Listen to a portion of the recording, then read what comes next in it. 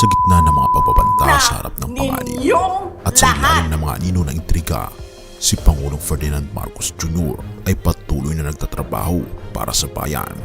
Hindi mo akalain, pero ang araw na ito ay nag-iiwan ng isang kwento na magugulat ka sa dulo. Manatili ka dahil ang maririnig mo ay higit pa sa iniisip mo. Nito lamang umalis si Pangulong Marcos patungong United Arab Emirates. Isa ba itong simpleng biyahe? Hindi. Sa likod ng tahimik na paglipad na iyon ay may tensyon. Ang banta ng isang hitman mula sa dating kaalyado niyang si Vice President Sara Duterte. Ngunit ano ang ginawa ng Pangulo? Umatras? Hindi. Itinuloy niya ang kanyang biyahe na tila walang nangyari. Ano ang nagtulak sa kanya para magpatuloy? Ano ang laman ng paglalakbay na ito? Hintayin mo dahil sa dulo ng kwento may matutuklasan ka na hindi mo inaasahan.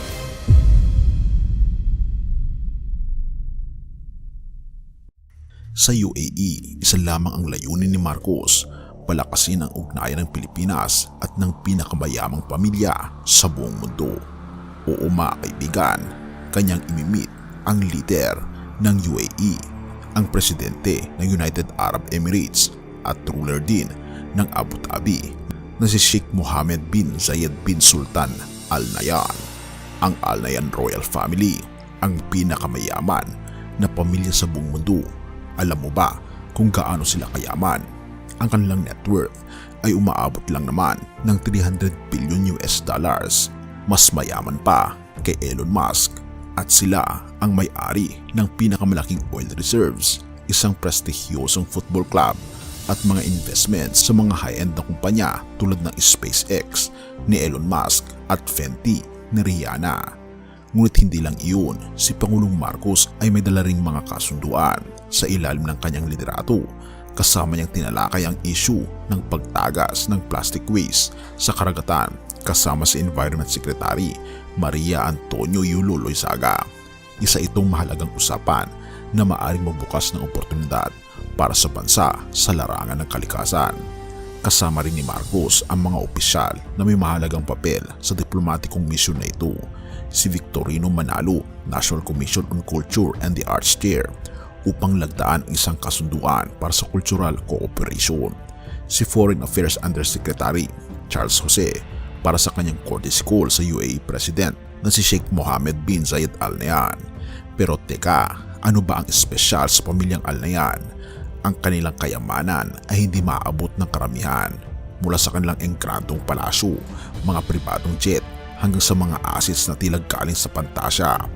Ngunit teka, isipin mo ito, ang isang leader mula sa Pilipinas ay nakikipag-usap sa mga ganitong uri ng tao. Paano niya nagagawa ito? Habang tumatakbo ang araw sa UAE, pinagtutuunan ng media at publiko ang misyon ni Marcos. Ngunit isang tanong ang naiwan, bakit tila normal lamang sa kabila ng napakalaking pagbabanta? Kung ang pamilyang Al Nahyan ay may net worth na $300 billion, paano sila napalapit kay Pangulong Marcos? Alam mo ba kung bakit? Maghintay ka dahil dito napapasok ang twist. Sa likod ng lahat ng ito, may isang lihim na hindi madalas pag-usapan. Ang pamilyang Marcos ay hindi basta-basta. Ayon sa mga ulat at mga insider, ang mga Marcoses ay may kayamanang hindi kayang tumbasan ng kahit na sino. Oo, kahit ng Al Nahyan Royal Family. Kung ang net worth ng Al Nahyan ay bilyon, ang kayamanan ng mga Marcos ay umaabot ng trilyon.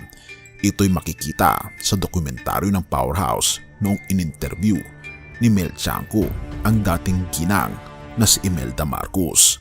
Oo, tama ang narinig mo, trilyon. Sa mga bangko, sa mga ari-arian, mga gold deposits, mga bullions na nakatagong mga kayamanan. Sila ang may hawak ng mga asset na talaga namang mapapahiya sa kahit sinong pinakabayaman sa mundo. Isipin mo ito, habang ang buong mundo ay tumitingin sa yaman ng Al Nahyan, narito ang Pangulo ng Pilipinas na tila mas maimpluwensya, mas may kakayahan at mas mayaman kaysa sa kanila. Ngunit bakit tahimik ang mga Marcos patungkol dito? Dahil ang totoong kapangyarihan ay hindi kailangang ipakita. Nararamdaman ito, ang kayamanang ito ay higit pa sa pera. Ito ay simbolo ng impluwensya na nagdadala ng Pilipinas sa entablado ng mundo. Ang tanong, pag-uusapan kaya ang oil exploration ng Pilipinas? Kilala kasi ang pamilya ng Alnayan sa isa sa mga pinakamayamang oil reserve sa buong mundo. Ang tanong, kung ang mga Marcoses ay ganito kayaman, paano nila ito ginagamit para sa ating bansa? At paano tayo bilang Pilipino makikinabang? At ang tanong, totoo nga ba ang mga kayamanang ito? Sa lahat ng ating naririnig tungkol sa kayamanan, hindi mo ba naisip kung saan ito dapat gamitin? Ang mga kayamanan ayon sa Biblia ay hindi lamang para sa kapakinabangan ng ilan, kundi para sa paglilingkod sa ating Panginoong Diyos at sa tao. Binabanggit sa Mateo 6 verse 21, sapagkat saan man naroroon ang iyong kayamanan, naroroon din ang iyong puso. Habang iniisip natin ang kayamanan ng Alnayan na $300 billion at ang lihim na trilyon ng mga Marcos, may tanong tayong dapat sagutin. Saan nakatuon ang kanilang mga puso? Pera ba ang kanilang totoong kayamanan? O may mas mataas na layunin na hindi natin agad nakikita? Pero teka, bago natin tapusin ang tanong na iyan, balikan natin ang kwento. Tandaan mo, ang lahat ng ito ay umiikot sa kung paano ginagamit ang kapangyarihan, hindi kung gaano ito kalaki. Balikan natin ang eksena sa UAE habang si Pangulong Marcos ay nakipagpulong sa pinakamayamang pamilya sa mundo. Hindi ba't ito rin ang pagkakataon upang maipakita ang mas malalim na layunin ng kanyang pagbisita? Sa likod ng bawat handshake, bawat kasunduan, may responsibilidad na dapat gampanan. Pero bakit tila napakatahimik ng Pangulo tungkol sa yaman ng kanilang pamilya? Lucas 14 verse 11, ang nagpapakababa ay itataas. Ang kayamanan na hindi pinagmamayabang ay maaring mas makapangyarihan. Ngunit isipin mo, kung ang kayamanan ng mga Marcos ay trilyon, bakit tila walang nakakapansin dito? At bakit tila napakahirap pa rin ng ating bansa? Dahil ang tunay na kayamanan ay hindi lamang sa material, kaibigan. Ito'y may espiritual na aspeto. Kung walang pananampalataya at tamang intensyon, ang lahat ng kayamanang ito ay magiging walang saysay. Dito papasok ang isa pang mahalagang paalala mula sa Biblia. Mateo 16 verse 26, ano ang mapapakinabang ng tao na makamtan man niya ang buong mundo, ngunit mapahamak naman ang kanyang kaluluwa? Sa gitna ng ating tanong tungkol sa kayamanan ng Alnayan at Marcoses, isipin mo ito, kanino dapat gamitin ang yaman? Kung ang Pangulo ay nasa posisyon upang pagyamanin ang bansa gamit ang kanilang nakatagong trilyon, ano ang susunod na hakbang? Ngunit ito ang mas malaking tanong, ano ang papel ng bawat isa sa atin sa ganitong uri ng kwento? Unang Korinto 4 verse 2, sapagkat tayo ay mga katiwala lamang na mga kayamanang ipinagkaloob ng Diyos. Dito papasok ang konsepto ng responsibilidad. Ang kayamanan, maliit man o malaki, ay may dalang obligasyon. Tayo ba bilang mga Pilipino ay nagtatanong kung paano ito magagamit para sa kabutihan? O masyado tayong natutuon sa halaga ng yaman kaysa sa epekto nito sa ating lipunan? Balikan natin ang mga Marcos at Alnayan. Sa tingin mo, ano ang pagkakaiba? Ang isa, hayagang ipinapakita ang kanilang kayamanan, mga palasyo, jets at investments. Ang isa tila tahimik, ngunit mas malalim ang impluensya. Ngunit sa bandang huli, ang tanong ay hindi kung sino ang mas mayaman. Ang tanong ay sino ang mas naggamit ang kanilang kayamanan para sa kapakinabangan ng marami.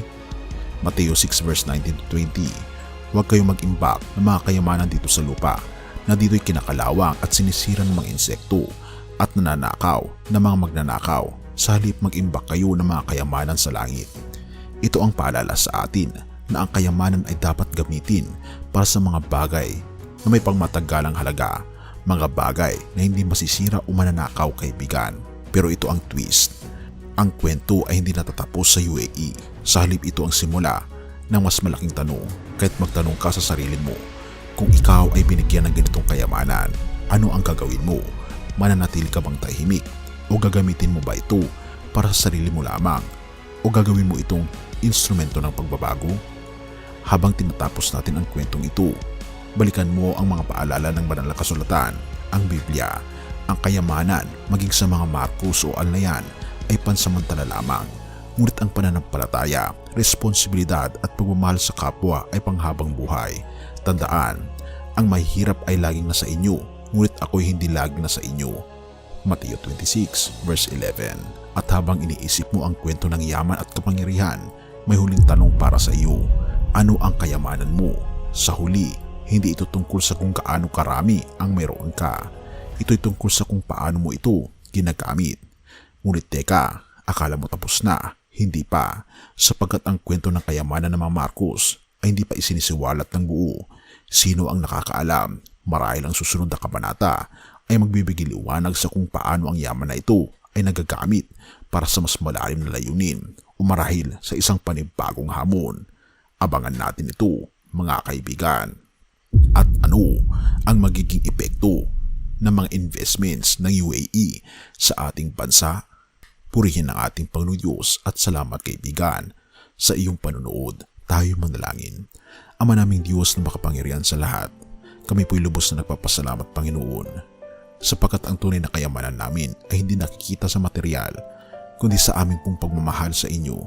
Ang tunay po naming kayamanan ay walang iba kundi ang aming Panginoon Kristo na siyang nabayubay sa krus, ang kayamanan ng langit na ngayon nasa aming mga puso. Salamat po Panginoong Diyos sa inyo pong pagmamahal sa sanlibutan at sa bawat isa. Tulungan kaming makita na ang mga kayamanan sa mundo ay ito po ay walang kwenta. Kung ito po ay aangkinin lamang namin, tulungan kami Panginoon na ibahagi ang mga kayamanan na ito alang-alang sa pagliligtas niyo po sa amin upang maipakita ang tunay na pagmamahal ng isang anak ng Panginoong Diyos. Purihin ka o aming Panginoon Diyos at pagpalain ang aming mga leaders at ang bawat pamilya sa bawat sulok ng mundong ito. Patnubayan kami at patawarin po kami sa lahat ng aming pagkukulang at pagkakasala at salamat sa pagdinig ng aming mga panalangin sapagkat ito may samot-hiling sa matamis na pangalan ng aming Panginoon Jesus. Amen.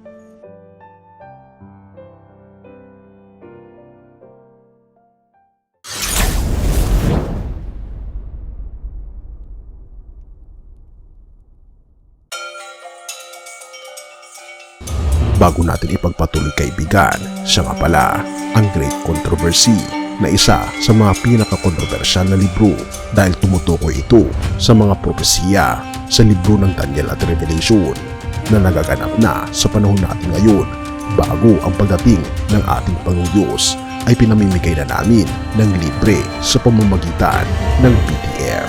At ito ay nasa limited lamang na panahon kaya i-click mo sa description sa baba upang ma-avail mo kaibigan ang napaka-importanteng libro ito na magbubukas sa iyo sa mas maliwanag mong hinaharap. Purihin ang ating Panginoong Diyos at tayo magpatuloy.